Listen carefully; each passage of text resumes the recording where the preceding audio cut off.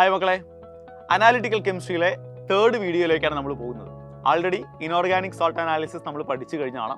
ഇന്ന് നമ്മൾ ഡിസ്കസ് ചെയ്യുന്നത് ഓർഗാനിക് ഫങ്ഷണൽ ഗ്രൂപ്പുകളുടെ അനാലിസിസ് ആണ്. സോ പ്രധാനമായും 5 ഓർഗാനിക് ഫങ്ഷണൽ ഗ്രൂപ്പുകളെ ഐഡന്റിഫൈ ചെയ്യാനും കൺഫേം ആക്കാനുള്ള ടെസ്റ്റുകളാണ് നമ്മുടെ സിലബസിലുള്ളത്. Alcohol, phenol, aldehydes and ketones, carboxylic acids and amines. അതിൽ നമ്മൾ തുടങ്ങുന്നത് ആൽക്കഹോളിൽ നിന്നാണ്. ആൽക്കഹോൾ എന്ന് പറയുന്ന ഫങ്ഷണൽ ഗ്രൂപ്പിനെ അല്ലെങ്കിൽ OH എന്ന് പറയുന്ന ഫങ്ഷണൽ ഗ്രൂപ്പിന്റെ പ്രസൻസ് തിരിച്ചറിയാൻ 6 ടെസ്റ്റുകളാണ് NCERT പറയുന്നത്. അതിൽ ഏറ്റവും ആദ്യത്തേത് സീരിക് അമോണിയം നൈട്രേറ്റ് ടെസ്റ്റ് ആണ്. സോ സീരിക് അമോണിയം നൈട്രേറ്റ് ആഡ് ചെയ്യുന്ന സമയത്ത് റെഡ് കളേർഡ് പ്രസിപ്പിറ്റേറ്റ് അല്ലെങ്കിൽ റെഡ് കോംപ്ലക്സ് ഫോം ചെയ്താൽ ആൽക്കഹോൾ ഉണ്ട് എന്ന് മനസ്സിലാക്കാം. 2, ആൾറെഡി നമ്മൾ ആൽക്കഹോൾ, ഫിനോൾസ് ആൻഡ് ഈതേഴ്സ് എന്ന് പറയുന്ന ചാപ്റ്ററിന്റെ തിയറിയിൽ പഠിക്കുന്ന ലുക്കാസ് ടെസ്റ്റ് ആണ്. ലുക്കാസ് ടെസ്റ്റിന്റെ ഒബ്സർവേഷൻ ടർബിഡിറ്റി ഫോം ചെയ്യാൻ എടുക്കുന്ന സമയമാണെന്ന് നമുക്കറിയാം. ഇമ്മീഡിയറ്റ് ആയി ടർബിഡിറ്റി ഫോം ചെയ്താൽ അത് ടെർഷറി ആൽക്കഹോൾ ആണ്. 3 to 5 മിനിറ്റ്സിനുള്ളിലാണ് ടർബിഡിറ്റി ഫോം ചെയ്യുന്നതെങ്കിൽ അത് സെക്കൻഡറി ആൽക്കഹോൾ ആണ്. ഹീറ്റ് ചെയ്യുമ്പോൾ മാത്രമേ ടർബിഡിറ്റി ഫോം ചെയ്യുന്നുള്ളൂ എങ്കിൽ അത് പ്രൈമറി ആൽക്കഹോൾ ആണ്. ഓക്കെ, മൂന്നാമത്തെ ടെസ്റ്റ് അതും പ്രൈമറി, സെക്കൻഡറി, ടെർഷറി ആൽക്കഹോളുകളെ തിരിച്ചറിയാൻ തന്നെ ഉപയോഗിക്കുന്ന ടെസ്റ്റാണ് വിക്ടർ മേയർ ടെസ്റ്റ് എന്നാണ് നമ്മൾ ഇതിനെ വിളിക്കുക. വിക്ടർ മേയർ ടെസ്റ്റിന്റെ റിസൾട്ട് അല്ലെങ്കിൽ ഒബ്സർവേഷൻ ഓർക്കാൻ RBC എന്ന് ഓർത്താൽ മതി.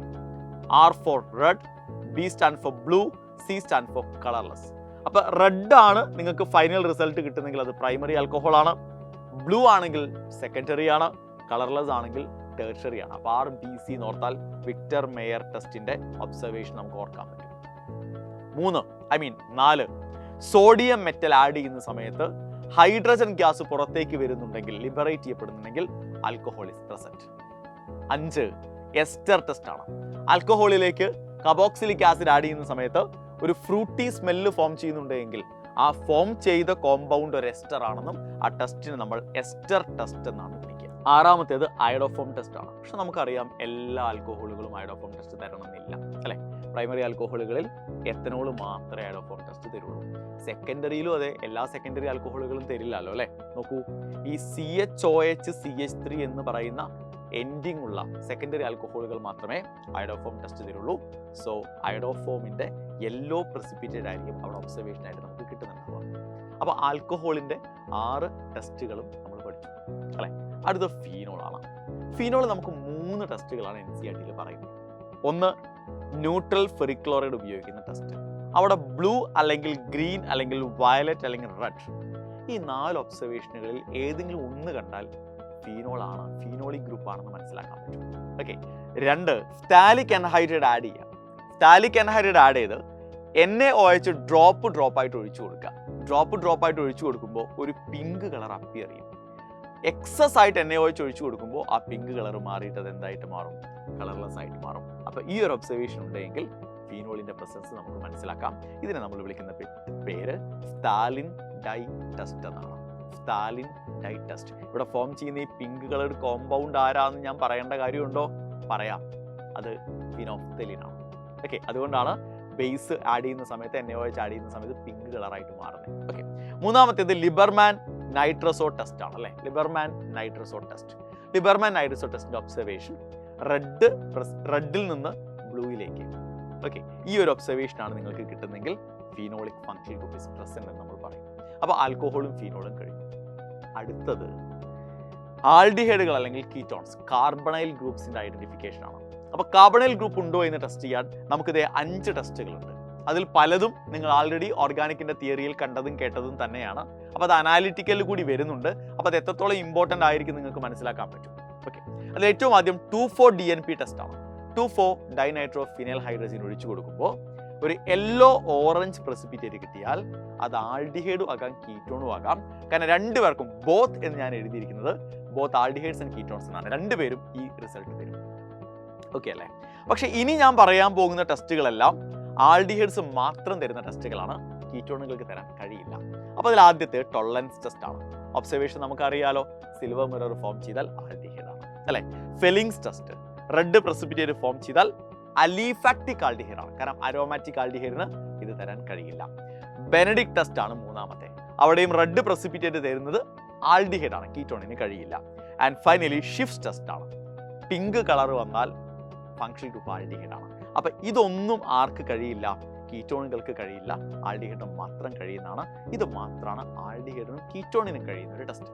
ഓക്കെ, ഇനി അടുത്തത് കാർബോക്സിലിക് ആസിഡ്സ് ആണ്. അടുത്ത ഫങ്ഷണൽ ഗ്രൂപ്പ് കാർബോക്സിലിക് ആസിഡ് ആണ്, COOH. 3 ടെസ്റ്റുകളാണ് നമുക്കുള്ളത്. 1 litmus test, 2 ester test, 3 sodium bicarbonate add ചെയ്യുന്ന ടെസ്റ്റ്. ലിറ്റ്മസ് നമുക്കറിയാലോ, ബ്ലൂ റെഡ് ആയി മാറിയാൽ carboxylic acid is present. Ester ടെസ്റ്റിൽ കാർബോക്സിലിക് ആസിഡ് ആണോ എന്ന് ടെസ്റ്റ് ചെയ്യാൻ ആൽക്കഹോൾ ആഡ് ചെയ്യണം.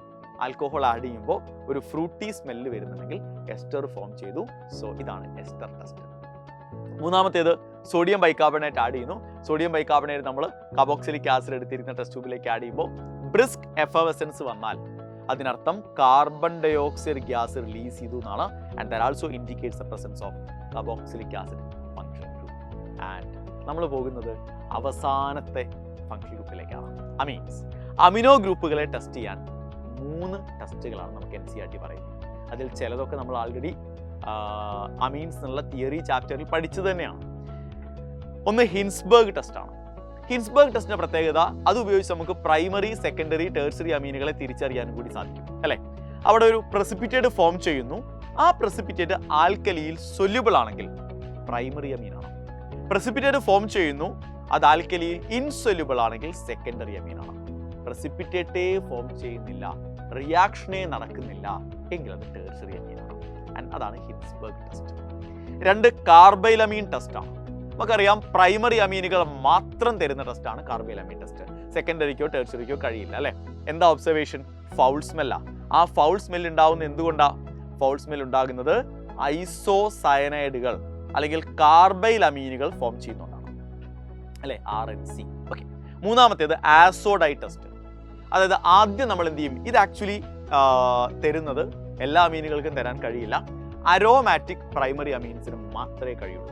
ഓക്കെ, അപ്പൊ അരോമാറ്റിക് പ്രൈമറി അമീൻ എന്ന് പറയുന്നത് അനിലിൻ അല്ലെങ്കിൽ അനിലിൻ ഡെറിവേറ്റീവ്സ്. അവന്മാരെ നമ്മൾ ആദ്യം എന്ത് ചെയ്യണം? ഡയാസോട്ടൈസേഷൻ നടത്തണം. നൈട്രസ് ആസിഡുമായി റിയാക്ട് ചെയ്ത് ബെൻസീൻ ഡയാസോണിയം സാൾട്ടാക്കി മാറ്റണം.